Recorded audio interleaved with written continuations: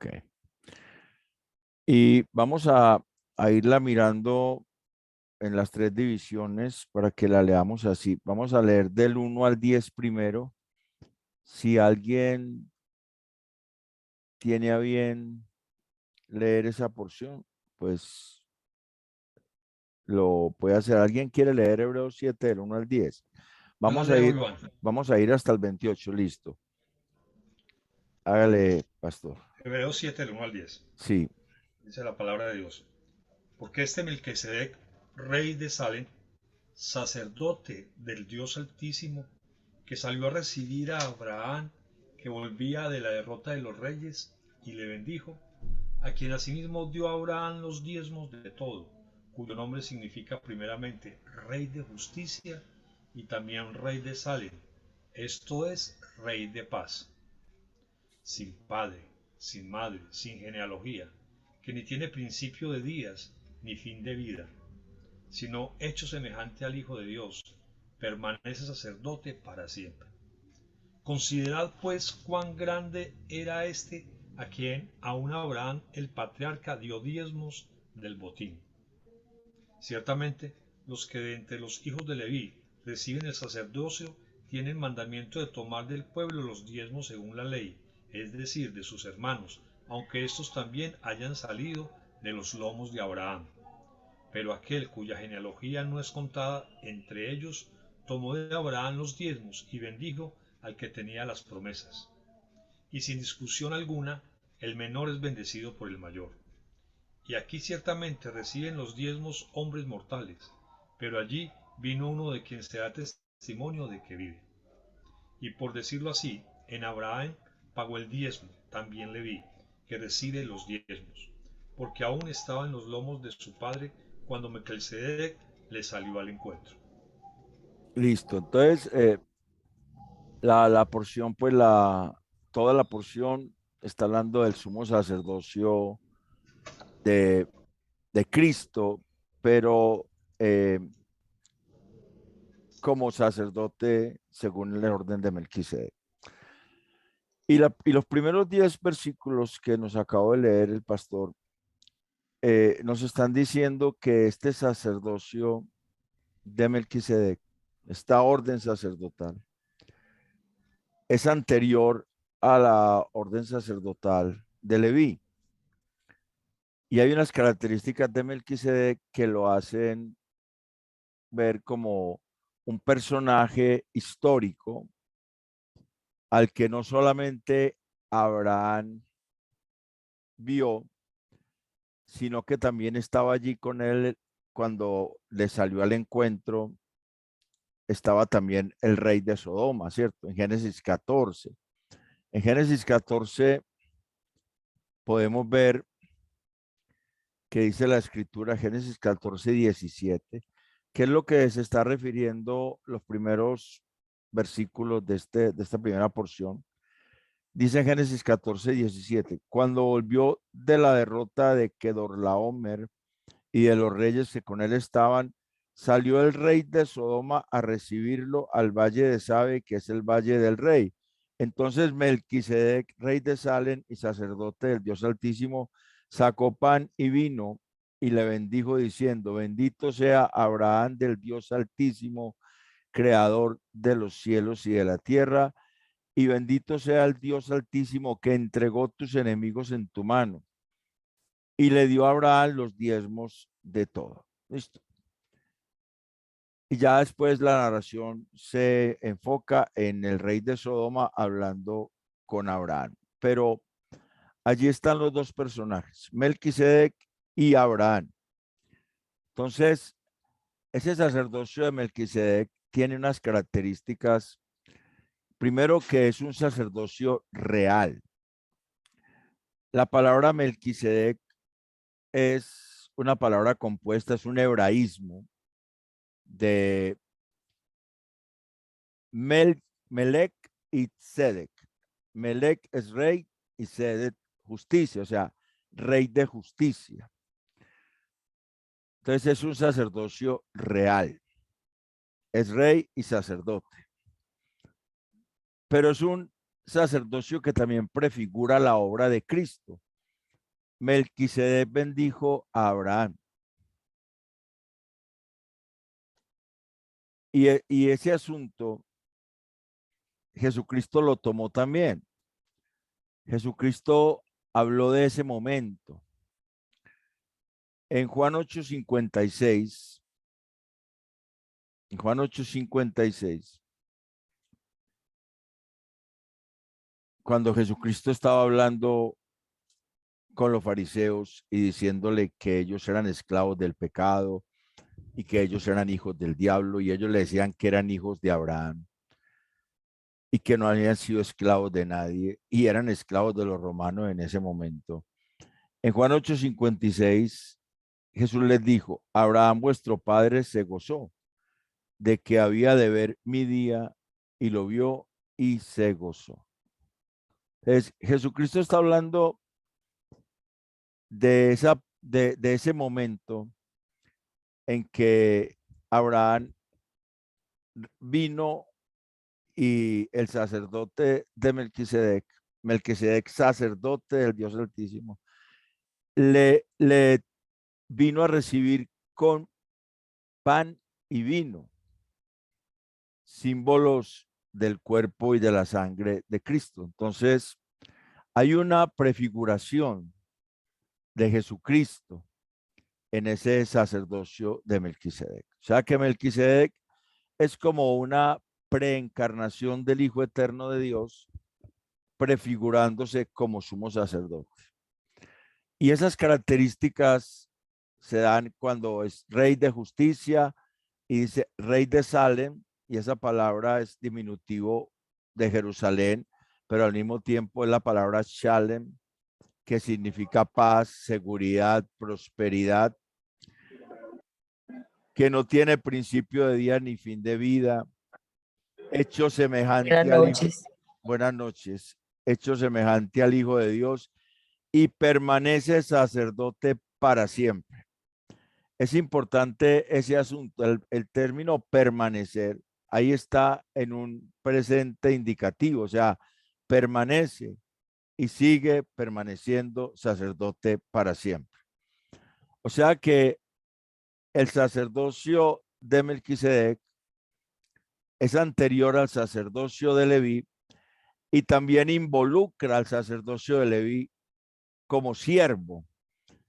Versículo 4 dice: considerad pues cuán grande era este, y a quien aún Abraham el patriarca dio los diezmos de todo. Esa palabra considerad es una palabra que significa poner atención, pero poner atención continuamente. Es algo así como que pongan siempre atención, siempre. Es como, es algo que es necesario. Es una acción que progresa en el tiempo. Es necesario poner atención a esto cada momento. Implica una repetida atención a este hecho, a considerar, a considerar ese sacerdocio, a poner atención a ese sacerdocio, a la grandeza de ese sacerdocio, porque ese sacerdocio es tan grande que es superior, involucra al sacerdocio de Leví como si Leví fuera siervo, porque al ordenarse nos poner mayor atención a ese sacerdocio. Se nos dice la razón, que es tan grande que aún Abraham le dio los diezmos. Pero también se nos sigue diciendo ahí que en Abraham diezmaron todos sus descendientes, inclusive Leví. Inclusive Leví, que estaba en los lomos de Abraham.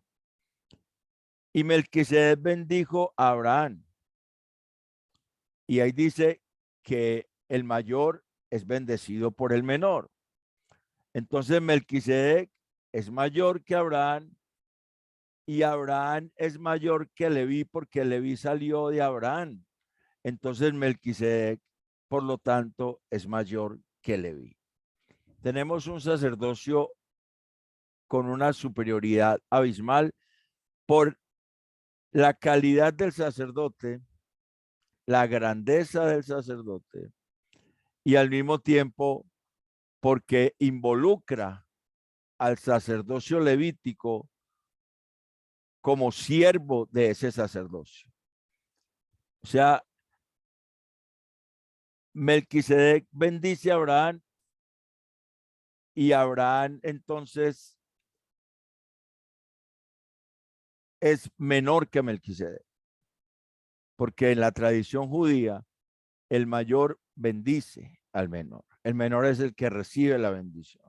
Siempre los patriarcas, Jacob, Isaac, Abraham, dieron su bendición a sus hijos. Aquí es Abraham quien recibe una bendición. Y Abraham entonces es el que da origen a todas esas tribus, entre ellas Leví. Por lo tanto, Melquisedec es superior a Leví. El sacerdocio de Melquisedec entonces es superior al sacerdocio de Leví. Eso en los primeros 10 versículos. Tenemos un sacerdocio que es prefiguración del sacerdocio de Cristo. Y ese sacerdocio es para siempre. Primer aspecto, porque es anterior al sacerdocio levítico. ¿Hay alguna duda en esos primeros versículos? Algo que haya que aclarar en esos primeros 10 versículos. Hermana Luz Elena, Dios saludó, pero yo no la estaba viendo.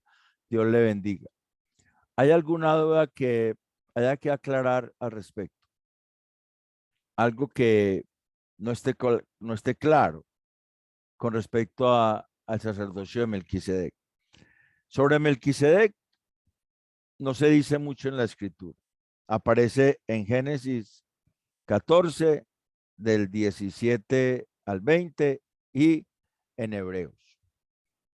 Y en Hebreos aparece citando al Salmo 95 y también acá citando al Génesis 14. O sea que aparece por allá en el Salmo 95, creo que es cuando el Señor dijo, eres sacerdote para siempre según el orden de Melquisedec. Eso es Salmo 95. Yo veo qué versículo. Es que no alcanzo a ver acá. Ay.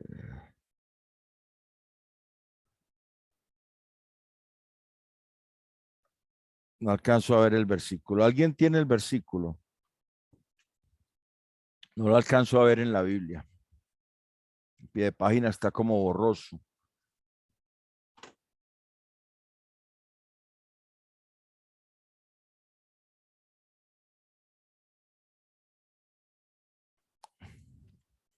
Pero, ¿qué es lo que está preguntando usted, hermano? ¿Dónde aparece Melquisedec? Melquisedec. En el Salmo 110. 110, listo. En el Salmo 110 es donde aparece y aparece en Génesis 14 y aparece en Hebreos 7. No aparece sino en esos tres textos, ¿cierto? Pero en Hebreos 7 aparece referenciado a Génesis 14 y al Salmo 110. O sea, en Hebreos 7 no se nos dice nada nuevo que no se nos haya dicho antes. Por eso es difícil entender quién es Melquisedec o quién era Melquisedec. Algunos dicen que era un tipo de Cristo como sumo sacerdote. Otros dicen que era una aparición encarnada de Cristo, una preencarnación de Cristo como sumo sacerdote. El asunto es que el texto dice que él permanece. Mire, en el versículo 3 dice, permanece sacerdote para siempre. O sea, es alguien que permanece sacerdote para siempre. Entendemos que es una referencia a Jesucristo por todo lo que el texto en Hebreos 7 nos dice. Pero lo importante de estos primeros versículos es que nos muestra que ese sacerdocio es anterior al sacerdocio levítico y que ese sacerdocio levítico antes está contenido en el sacerdocio de Melquisedec, porque Leví dio los diezmos a Melquisedec. Los sacerdotes recibían los diezmos. Leví le da los diezmos a Melquisedec, entonces se entiende que Leví considera a Melquisedec sacerdote y se los da en Abraham. Entonces se entiende que el sacerdocio levítico tiene un sacerdocio superior que es el sacerdocio de Melquisedec. Por esa simple razón. ¿Alguna pregunta hasta ahí para que podamos entrar al resto del asunto?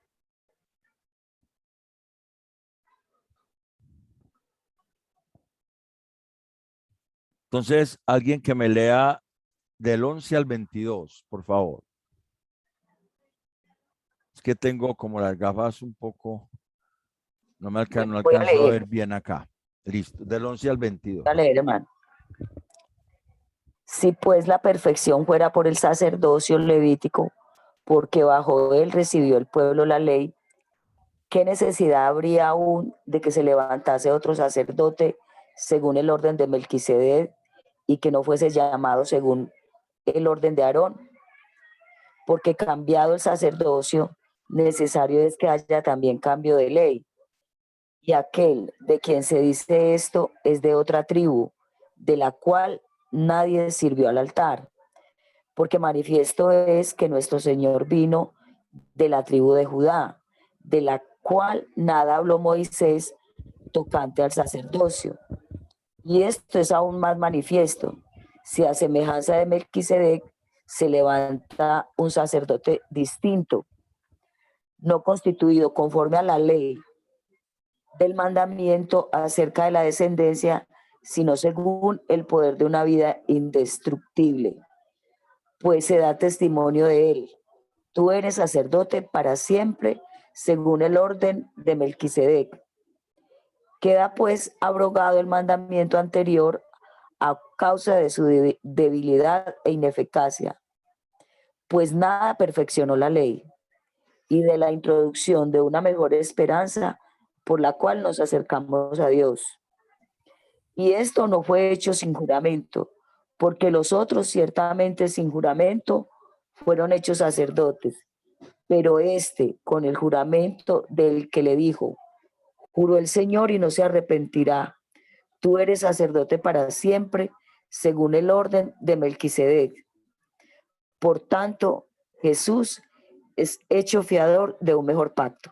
Listo. O sea que es un sacerdocio, el sacerdocio de Cristo es un sacerdocio, primero, que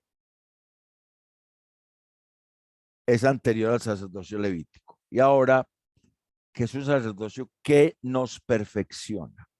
O sea, el asunto acá, todos estos versículos, estos 11 versículos, tienen una idea y es que el sacerdocio levítico no pudo perfeccionar.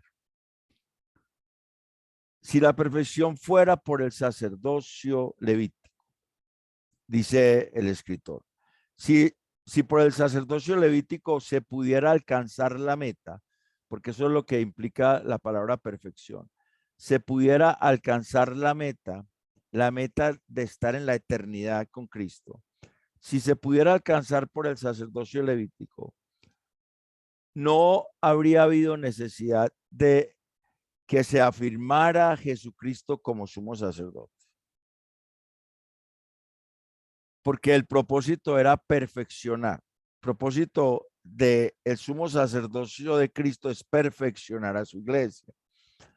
Porque al final, en la otra porción, se nos habla que Él es perfecto y que Él vive siempre para interceder por nosotros. Entonces, Él nos está esperando. Ya el autor había dicho que Él había entrado en el 6:20 había dicho: Jesús entró por nosotros como precursor, o sea, como antecesor, como el primero que llegó, hecho sumo sacerdote para siempre según el orden de Melquisedec.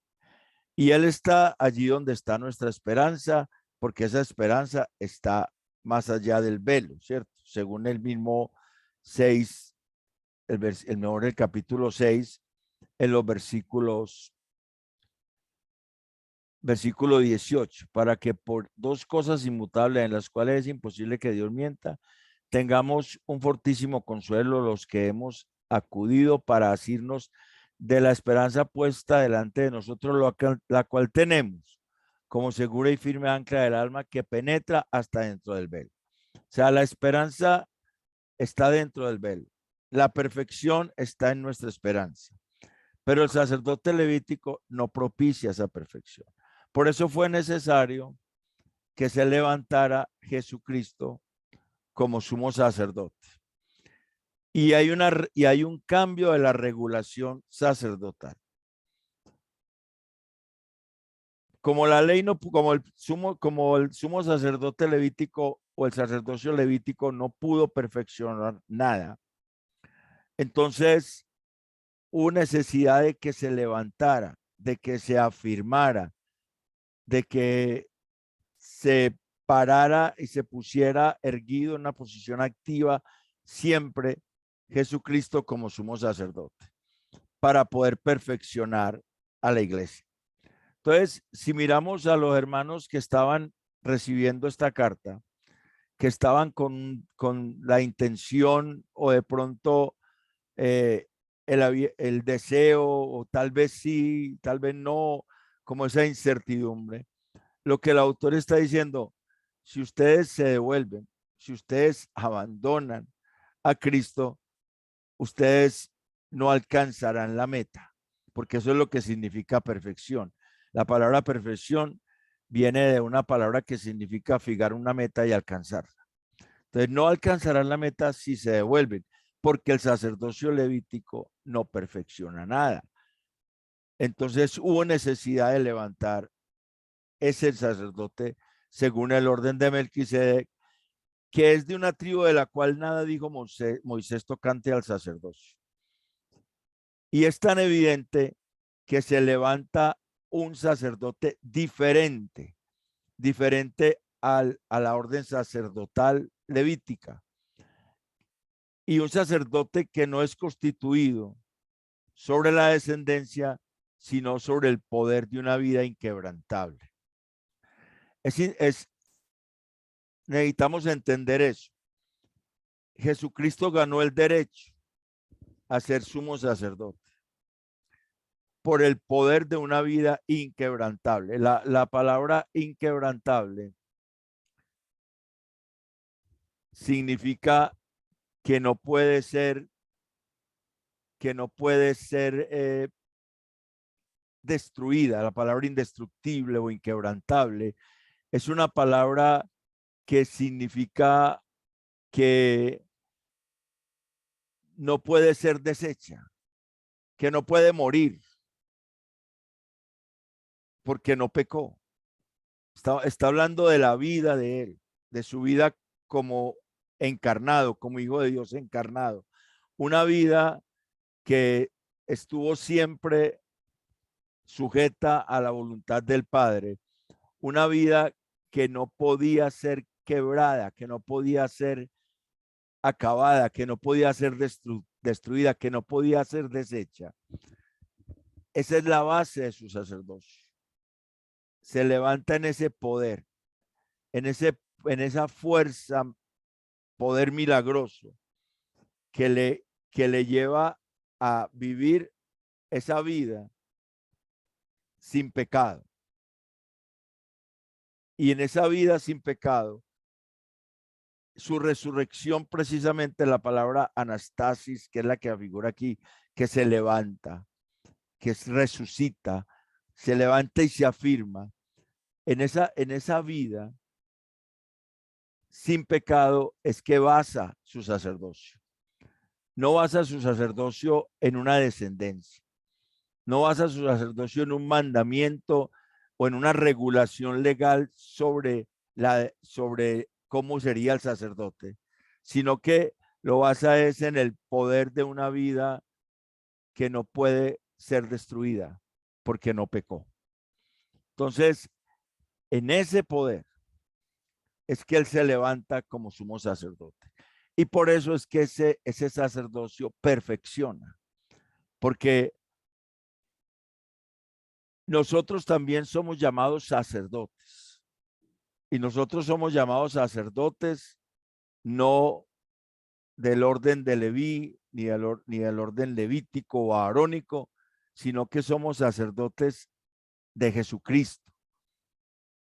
Según la Biblia, según Apocalipsis 1:6, Él nos hizo un reino de sacerdotes para Dios su Padre, o nos hizo reyes y sacerdotes para Dios su Padre, o como dice Primera de Pedro 9, real sacerdocio. Y ese real sacerdocio tiene que ver con Melquisedec, porque la palabra Melquisedec es compuesto de rey, Melec, de justicia, y también se dice que era sacerdote del Dios Altísimo. Entonces, nosotros tenemos un sacerdocio que no se basa en la descendencia levítica, sino en el poder de una vida indestructible, porque Cristo nos dio esa capacidad para vivir para su gloria. Y Él, como sumo sacerdote, nos va perfeccionando para que podamos cada día mostrar que somos sacerdotes según la orden de Él, según Jesucristo, que es el sumo sacerdote, según el orden de Melquisedec. Entonces, para esos hermanos que estaban allí era muy importante y muy interesante saber que aunque el sumo sacerdote estaba ejerciendo en el templo, porque ya lo habíamos visto antes, en Jerusalén, y ellos estaban en Roma, había todo un ritual en el templo todavía. Para ellos es importante saber que el sacerdocio al que Dios los llamó a ellos y nos llamó a nosotros, no es un sacerdocio imperfecto, no es un sacerdocio que no puede perfeccionar, sino que es el sacerdocio del que con una vida perfecta entró por sí mismo a la meta y que a través de él nosotros llegamos a esa meta porque él mismo intercede por nosotros para llevarnos a su presencia. Interesante para ellos saber eso, porque eso implica un compromiso con la vida en las manos del Señor, un compromiso con una vida que glorifique a Dios siempre y que entiende que el sumo sacerdocio de Cristo le potencia para cada día poder ser mejor hijo de Dios. Ese es el asunto. Y el autor dice, el versículo 16, versículo 18, queda pues abrogado el mandamiento anterior a causa de su debilidad e ineficacia. La palabra abrogado, y eso es queda, es una palabra que está en un presente indicativo. Implica que es una acción durativa que sigue quedando, o sea, siempre quedará, quedó, queda, quedará y seguirá quedando abrogado. Y ese término abrogado significa que es puesto de lado, separado. Ya no es necesario ese sacerdocio para la iglesia, el sacerdocio levítico. ¿Por qué? Dice, por su debilidad, y la palabra debilidad es una palabra que se puede traducir por su enfermedad, por su fragilidad y también por su ineficacia.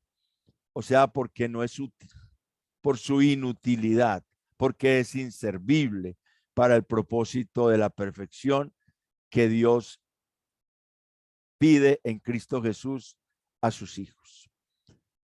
Eso queda de lado.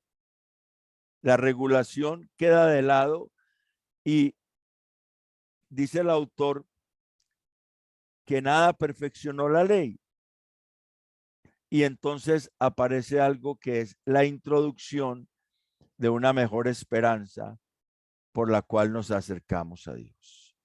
O sea, no tenemos la esperanza de acercarnos a Dios por medio de un sacerdocio imperfecto, sino por medio del sumo sacerdote perfecto que está del otro lado del velo, intercediendo por nosotros y esperándonos. Se cambia esa esperanza muerta que podía tener el pueblo al acudir a un hombre imperfecto por la esperanza viva que tiene la iglesia al acudir al Hijo Eterno de Dios, hecho sacerdote perfecto para siempre, según el orden de Melquisedec. Entonces, para nosotros es bien importante entender eso. Entender que tenemos la bendición de contar con el único que por sus méritos ha podido traspasar el velo y está esperándonos y desde allí intercede por nosotros para perfeccionarnos.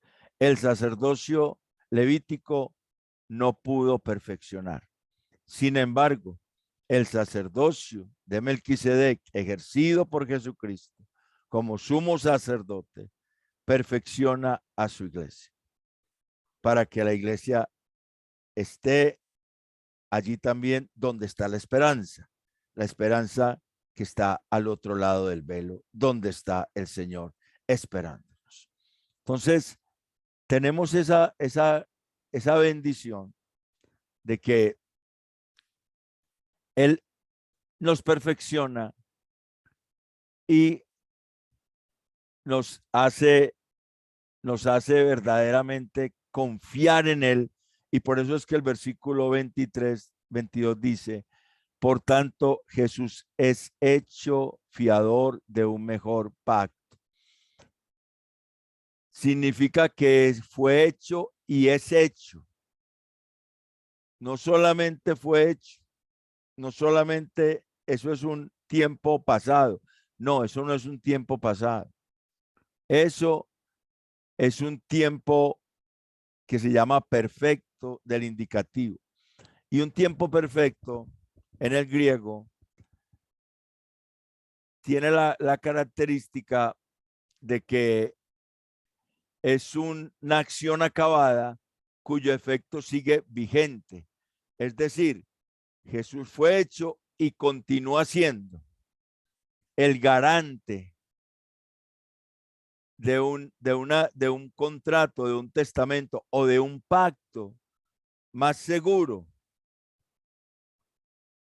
más fuerte, más noble que el pacto que había antes. Ya el autor empieza a introducir el pacto de la gracia para empezar a mirar que es la gracia la que perfecciona y no la ley. Pero empezó por el sacerdocio, empezó por el sacerdocio levítico que no pudo perfeccionar. Sin embargo, hubo necesidad entonces de que se afirmase un sacerdote según el orden de Melquisedec con base en una vida indestructible, una vida que no merecía morir. Y por eso nos perfecciona, nos reta precisamente a llegar donde Él está, con su ayuda, porque Él llegó por sus méritos, nosotros llegamos por los méritos de Él. Nosotros llegamos por los méritos de Él. Sigue siendo entonces nuestro garante en la tierra, en el cielo. Él es nuestro garante en el cielo porque Él está en el cielo, Él está después del velo, Él está allí sentado a la diestra de la majestad en las alturas. Y es nuestro garante de que tenemos un mejor pacto. Como dice el autor de Hebreos, también ahí en Hebreos 8, más adelantico, dice que tenemos un mejor pacto hecho sobre mejores promesas, ¿cierto? Ahí en el capítulo 8 habla de ese pacto hecho sobre mejores promesas, que es lo mismo que está diciendo acá. Tenemos un mejor pacto. Él es garante de ese pacto más seguro, de ese pacto más confiable, de ese pacto más estable, de ese pacto más noble, que es hecho sobre mejores promesas. Realmente el autor de Hebreos nos está diciendo que el sacerdocio de Jesucristo es abismalmente superior al sacerdocio levítico. Y nos está mostrando, ¿por qué? Nos está mostrando unas garantías de esa superioridad. Primero, que era anterior. Segundo, que es un pacto que perfecciona. ¿Hasta ahí hay alguna pregunta? Yo quiero que lo hagamos así para que no nos de pronto distraigamos. ¿Hay alguna pregunta hasta ahí? Hermano, Sí, de cuéntame.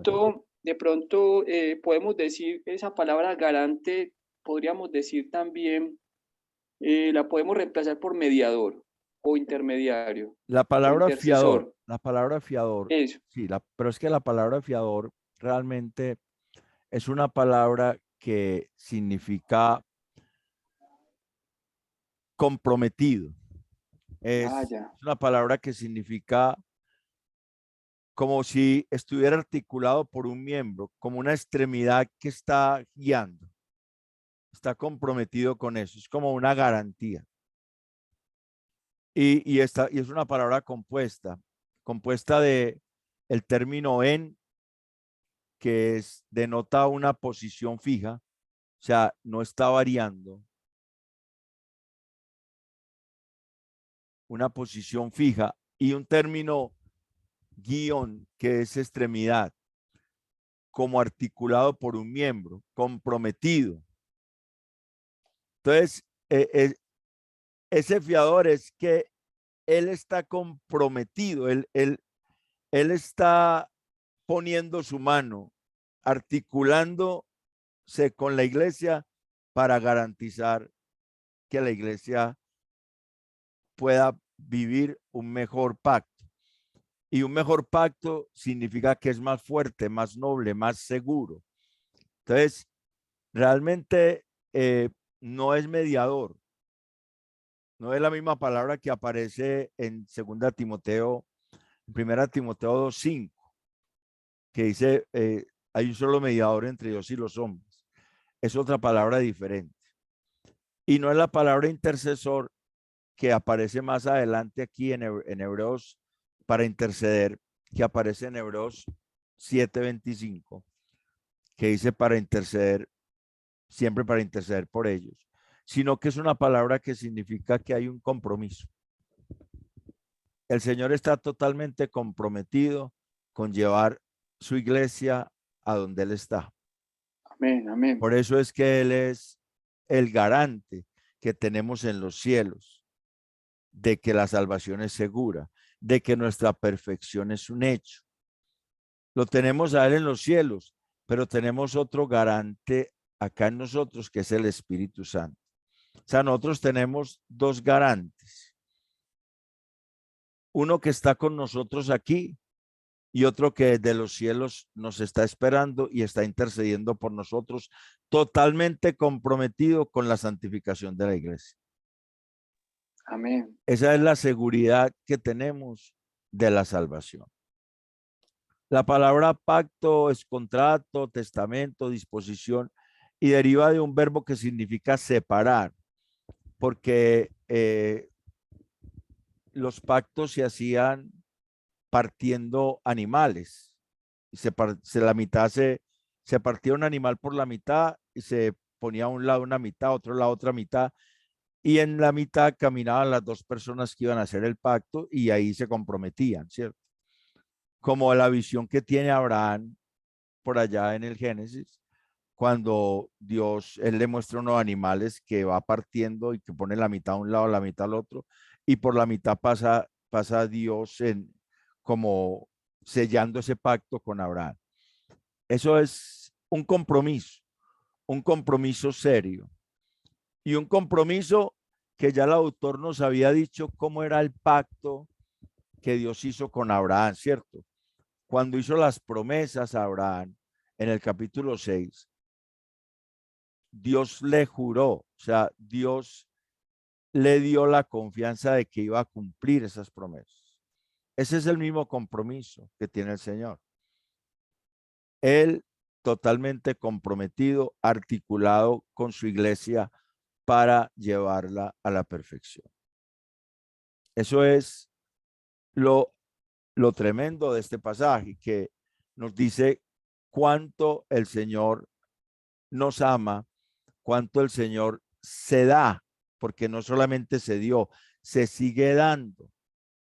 Él se sigue dando, porque cuando dice, ahorita lo vamos a ver, en Hebreos 7:25, que vive siempre para interceder por ellos.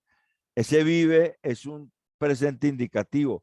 Vive, sigue viviendo y seguirá viviendo hasta el fin de los tiempos para interceder por su iglesia. Totalmente comprometido con la santificación de la iglesia. Nosotros tenemos ese garante, tenemos esa garantía, tenemos ese compromiso de parte del Señor para con nosotros. Por eso Él es el fiador. Él es el que se compromete. Él es el que puso su vida y todavía la sigue poniendo en la eternidad por su iglesia. Hasta el momento en que entregue el reino al Padre, como dice por ahí en la primera carta a los Corintios 15, ¿cierto? Cuando Él entregue su iglesia al Padre, hasta ese momento Él sigue comprometido con llevarnos a la eternidad. Porque sabe que sin Él como sumo sacerdote no podríamos. Sin Él como sumo sacerdote no podríamos. Y ha enviado su Espíritu Santo para que tengamos nosotros también el compromiso del Espíritu Santo en nosotros, fortaleciéndonos para que podamos seguir. O sea, es tan fuerte la maldad que hay en el corazón por causa del pecado que necesitamos esos dos garantes para poder llegar a la eternidad. Sin uno de los dos no podríamos. Por eso es que la salvación es más segura que cualquier cosa, porque no depende de nosotros, depende de Dios, quien ha decidido llevarnos a la perfección, a la eternidad con Él. Él nos va a perfeccionar. La perfección obviamente será allá, pero Él nos va a perfeccionar. Y esa es nuestra esperanza, que verdaderamente vamos a llegar. Por eso el autor habla de esperanza. Y aún aquí vuelve y habla de esperanza. Aquí en el capítulo 7, dice, versículo 19, pues nada perfeccionó la ley y de la introducción de una mejor esperanza por la cual nos acercamos a Dios. No nos podemos acercar por un sumo sacerdote levítico. Es lo que está diciéndole a los primeros lectores que estaban tratando como de volver al judaísmo. que no podían acercarse, no había forma de acercarse a Dios por medio de un sacerdote levítico, porque ya había sido cambiado el sacerdocio, porque ya el sumo sacerdote era y sigue y seguiría siendo Jesucristo. O sea que el sacerdocio levítico era sombra también de lo que había de venir. Estaba en el Antiguo Testamento y todo el Antiguo Testamento era sombra de lo que había de venir. Entonces tenemos al Señor como fiador de un mejor pacto.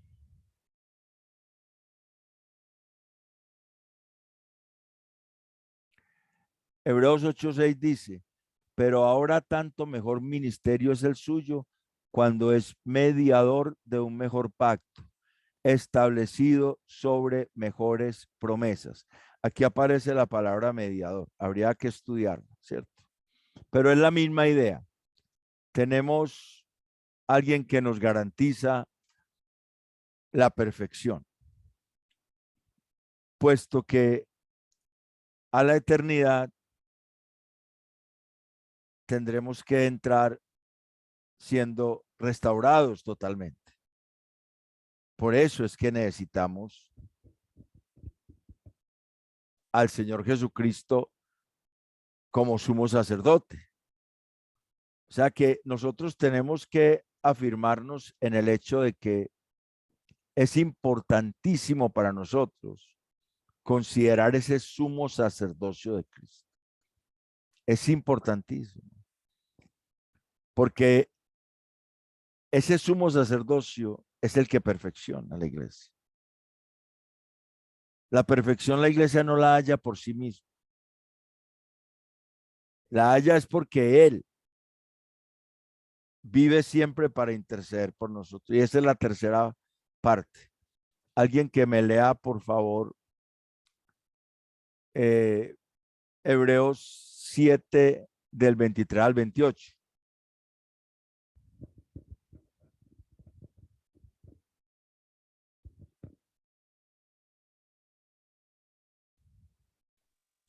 Te lo leo, mi hermano. Hágale, léelo, léelo.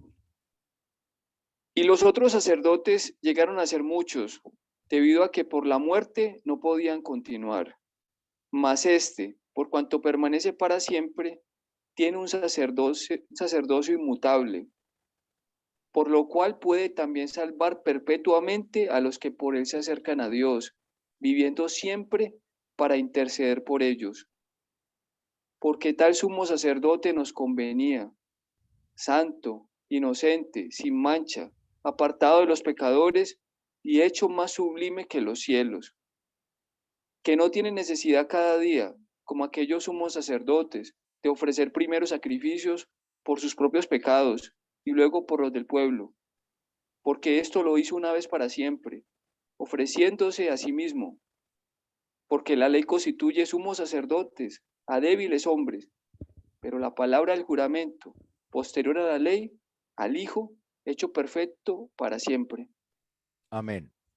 Entonces, Amén. en los versículos 23 al 28 nos dice que es un sacerdocio con un sacerdote perfecto. Y empieza diciendo que los sacerdotes levíticos fueron muchos, o sea, eran muchos porque morían y tenían que ser reemplazados, ¿cierto? No podían seguir, la muerte no los dejaba. Pero tenemos a uno al que no puede ser quebrantado por la muerte. En el versículo 24, mas este por cuanto permanece para siempre, tiene un sacerdocio inmutable. O sea, Jesús permanece para siempre. Y otra vez, la palabra permanecer.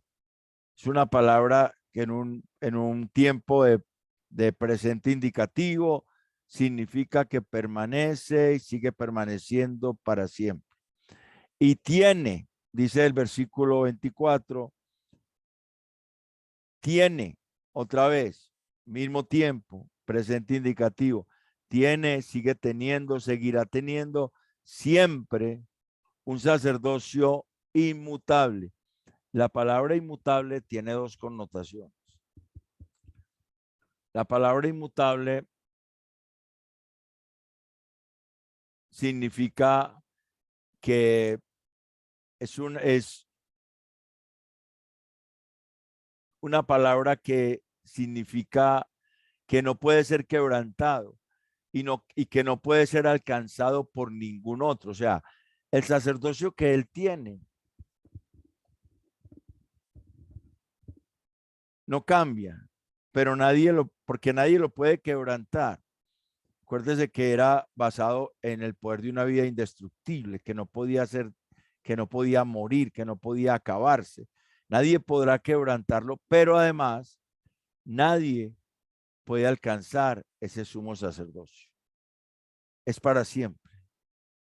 Es inmutable, es ese sumo sacerdocio que tiene Cristo nos garantiza que es su perfección, es inigualable.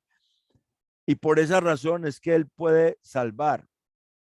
Y esa palabra es proteger y liberar totalmente y por siempre a quienes a través de Él se acercan a Dios. Y dice la razón, ¿cierto? Porque tal sumo, por lo cual puede también salvar perpetuamente a los que por Él se acercan a Dios, viviendo siempre para interceder por ellos. Esa es la razón. Porque esa palabra viviendo es un presente, es un participio presente, o sea, vive y sigue viviendo y se mantiene viviendo siempre para abogar por ellos, para interceder, para presentar al Padre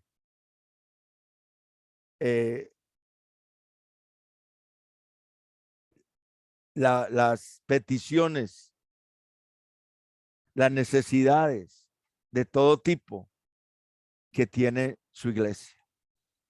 Él aboga siempre, ese es su ministerio.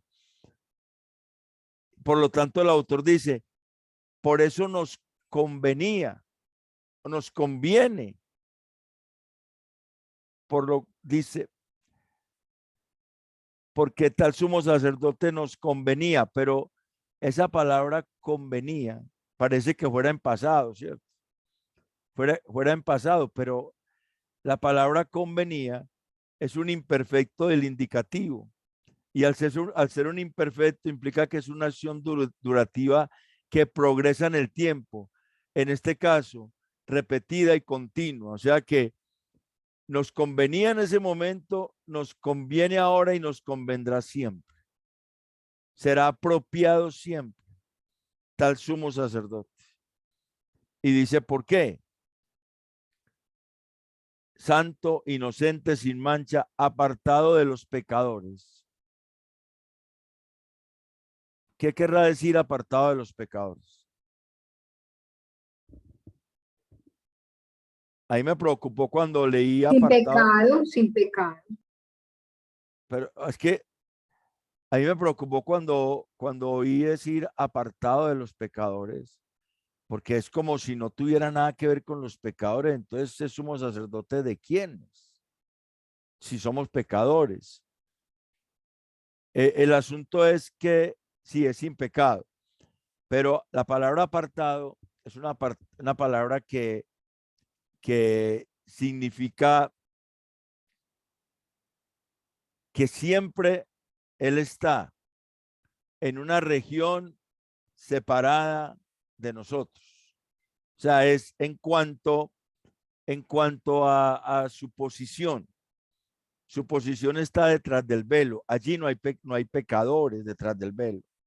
Allí en donde está la esperanza, donde Él está, allí no hay pecadores.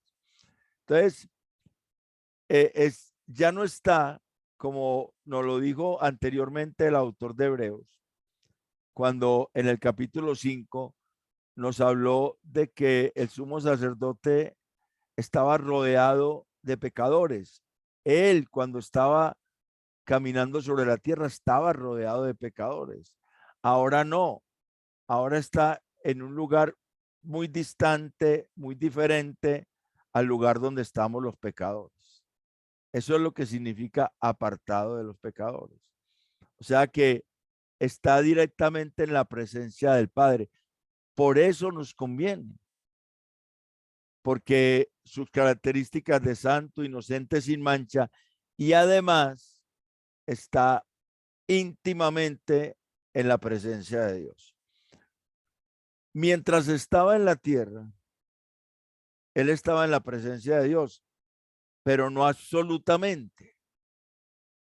O sea, él siempre mantenía esa presencia, esa comunión con el Padre, como tratamos de mantenerla nosotros por su obra y por la obra del Espíritu Santo, por su palabra. Pero él la mantenía perfecta. Pero ahora está allí, sentado a la diestra de la majestad en las alturas. Allí no hay pecado.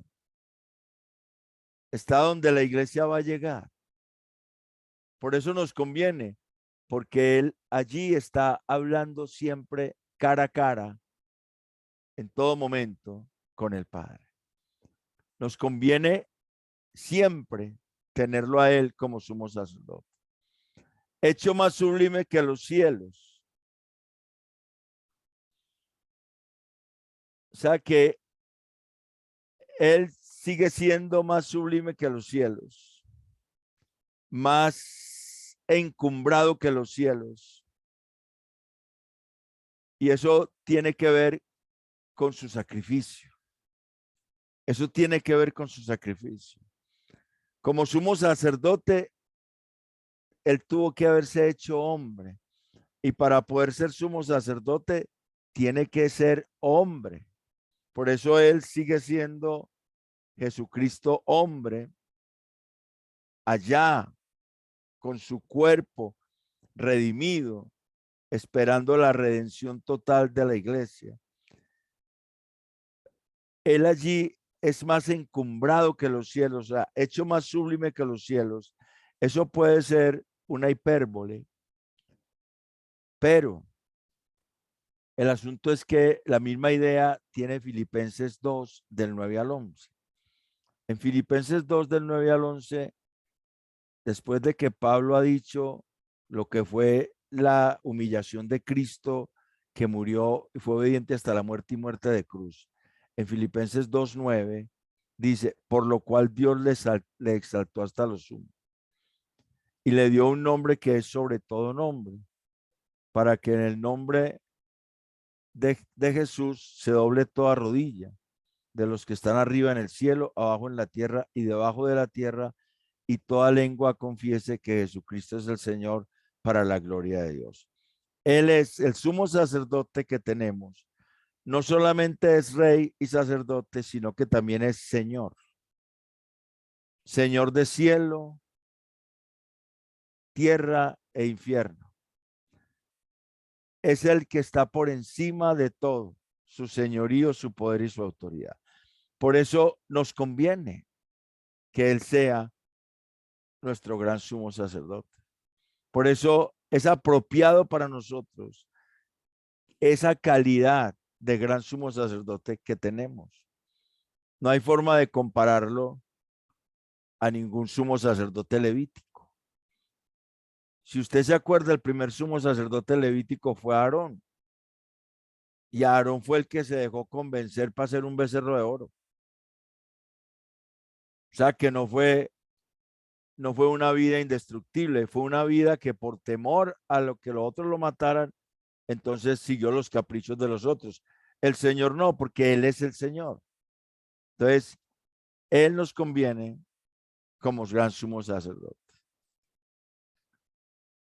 Y sigue diciendo el autor de Hebreos, hecho más sublime que los cielos, y enseguida nos dice que no necesita presentar sacrificios primeramente por sus pecados y después por los del pueblo, como los sumos sacerdotes levíticos.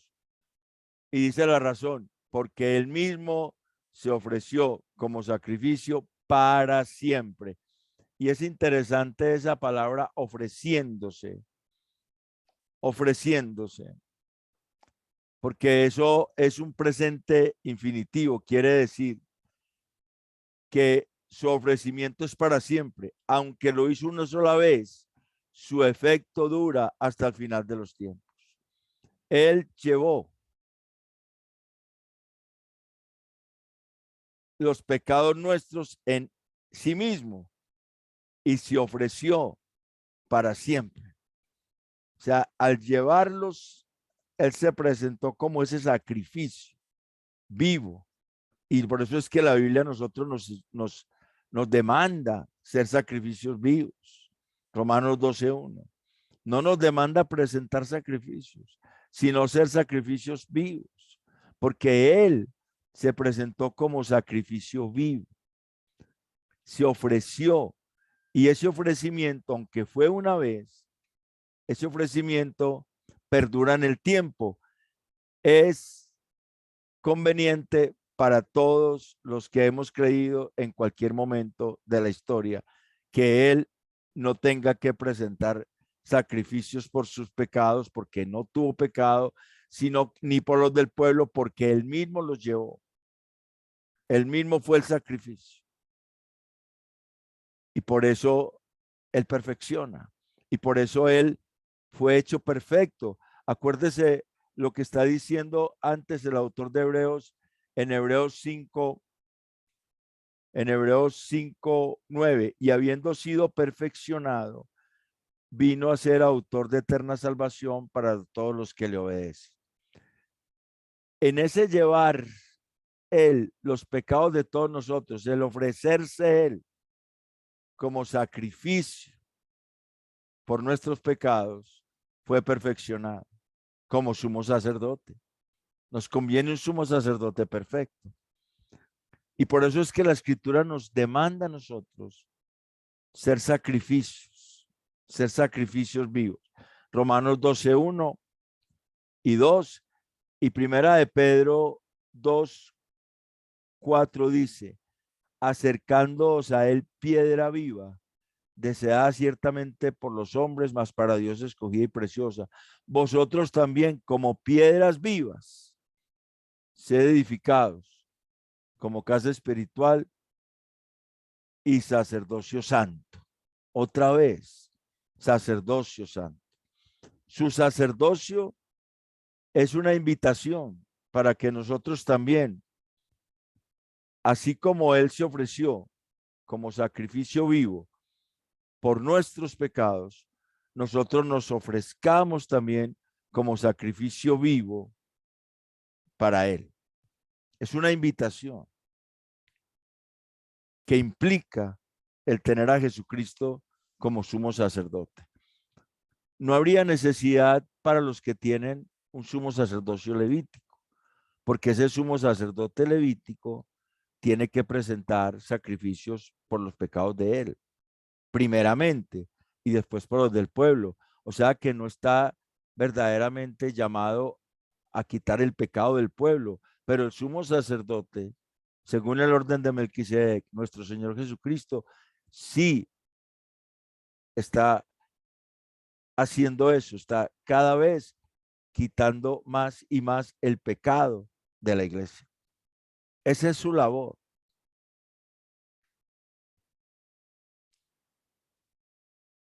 Y terminamos diciendo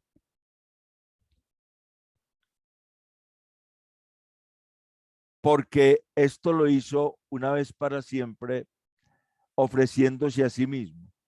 Y nos da una razón por la cual Él es perfecto y los otros no.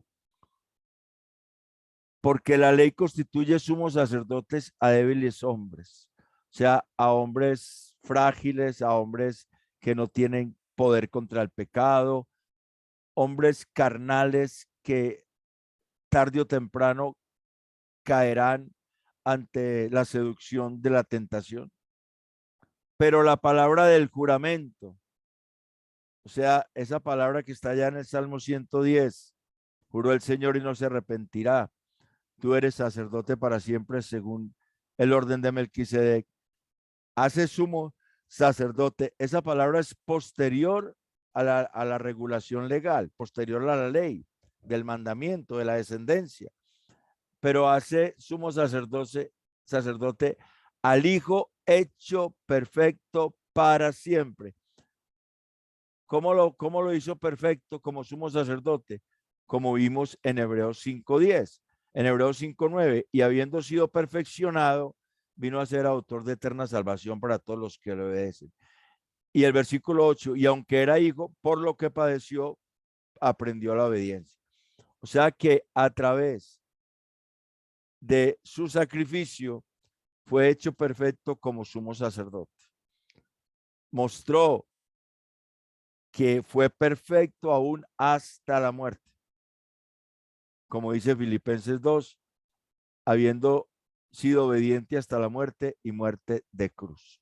Entonces, para concluir, todo este capítulo 7 nos habla del sumo sacerdocio, de que el sumo sacerdocio de Cristo es para siempre, absolutamente superior al sumo sacerdocio levítico o al sacerdocio levítico, porque es y nos da tres aspectos. Es un sacerdocio anterior al sacerdocio levítico, versículos del 1 al 10. Es un sacerdocio que nos perfecciona, versículos del 11 al 22. Y es un sacerdocio con un sacerdote perfecto, versículos del 23 al 28.